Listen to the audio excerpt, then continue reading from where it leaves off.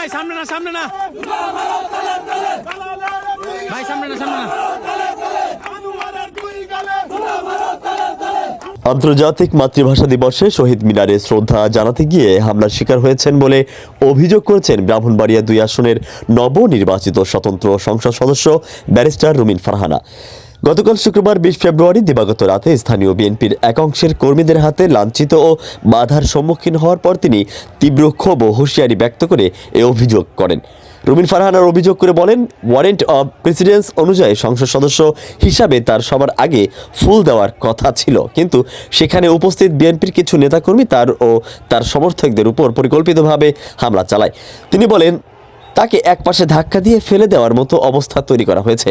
কর্মীকে পিটিয়ে রক্তাক্ত করা হয়েছে বলেও তিনি জানান। এটি কোনো বিচ্ছিন্ন ঘটনা নয়, বরং পুরোপুরি পূর্ব পরিকল্পিত এবং ভয়ঙ্কর হিংস্রতা। ব্যারিস্টার রুমিন ফারহানা আরও বলেন, নির্বাচনে পরাজিত হওয়ার কষ্ট এবং কোটি কোটি টাকার লেনদেন ব্যর্থ হয়ে গুন্ডা প্রকৃতির লোকেরা এই তাণ্ডব চালিয়েছে। 17 বছর পর ক্ষমতায় আসা বিএনপির উদ্দেশ্যে তিনি হুঁশিয়ারি দিয়ে বলেন, সরকার মাত্রই এসেছে, বিএনপি যদি এখনই লোকাল লেভেলের নেতাকর্মীদের নিয়ন্ত্রণ না করে এবং উশৃঙ্খলদের বিরুদ্ধে ব্যবস্থা না নেয়, তবে এর পরিণতি ভয়াবহ হবে এবং দলের ভাবমূর্তি মারাত্মকভাবে ক্ষতিগ্রস্ত হবে। আওয়ামী লীগ নেতাকর্মীদের সাথে নিয়ে শহীদ মিনারে আসার পাল্টা অভিযোগকে ভিত্তিহীন দাবি করে রুমিন ফারহানা বলেন, এই দাবি সত্য নয়।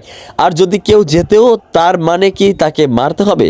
এমনটা হলে তো এই সরকারের চরিত্র নিয়েই প্রশ্ন উঠবে। তিনি ঘটনার সুষ্ঠু তদন্ত ও বিচার দাবি করেন। এদিকে এই হামলার প্রতিবাদে রুমিন ফারহানার সমর্থকরা ঢাকা সিলেট মহাসড়ক অবরোধ করলে দীর্ঘ যানজটের সৃষ্টি হয়। পরে পুলিশ গিয়ে জড়িতদের বিরুদ্ধে ব্যবস্থার আশ্বাস দিলে পরিস্থিতি শান্ত হয়। শেখ আলী আকবর, গাংচিল টিভি, ডেস্ক রিপোর্ট।